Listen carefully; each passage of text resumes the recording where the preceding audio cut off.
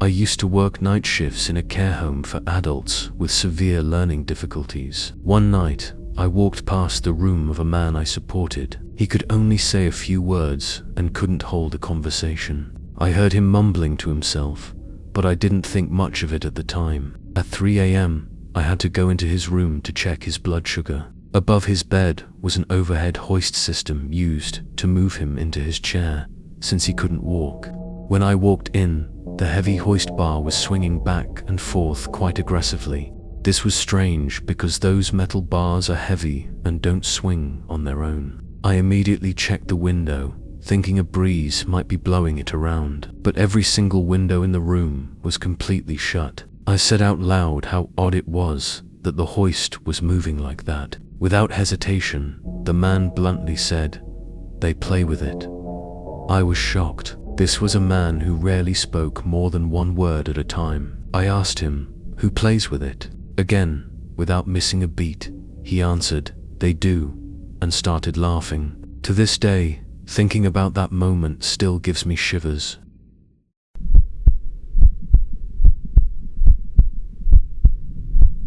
Back in 2008, when I was about 13 years old, my dad lived in a condo that had an old-school laundry chute running straight from the second-floor hallway down into the basement.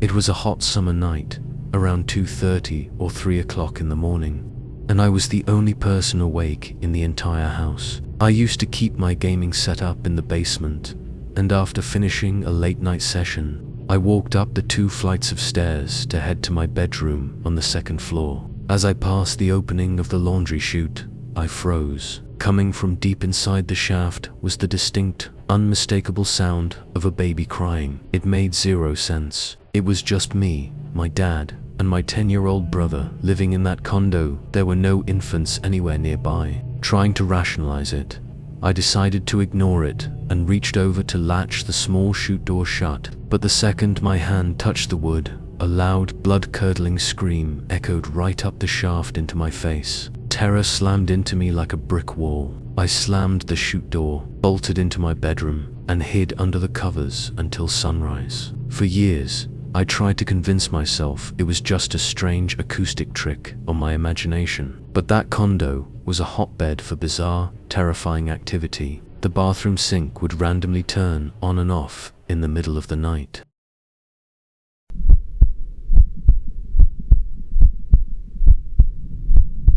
When I was about 5 years old, I used to see the ghost of a small child, roughly my own age, who wanted to play with me in the dead of night. From my bed, I had a clear line of sight down a narrow hallway that opened into our kitchen across the flat. Almost every night, he would silently manifest in the kitchen, lock eyes with me, and then run full speed into my bedroom with a wide smile on his face to tickle me. It was innocent at first, but after 3 nights of this, I completely freaked out. As if sensing my absolute terror, he stopped coming. He completely disappeared. Years passed, and I was sleeping in my room late one night when I was suddenly jolted awake. The small wardrobe sitting near my bed was violently rattling. I could hear all of my belongings, my makeup bottles, deodorant, and small figures clattering against the wood as the surface shook. I was lying on my side, facing the wall, terrified that a burglar had broken into the house. I held my breath, stayed completely still, and prayed I wouldn't be noticed. After several agonizing seconds, the rattling abruptly stopped, and the room went dead quiet. I strained my ears, waiting for the sound of a window opening, a door creaking, or footsteps retreating down the hall. Nothing. The silence was absolute. Eventually, the adrenaline faded, and exhaustion took over until I drifted back to sleep. The next morning, I woke up and turned around to look at my wardrobe. There had been no intruder, at least. Not a physical one, but my stuff hadn't just rattled in place. Almost every single item on top of the wardrobe had been physically picked up and relocated into different spots. That's when it hit me.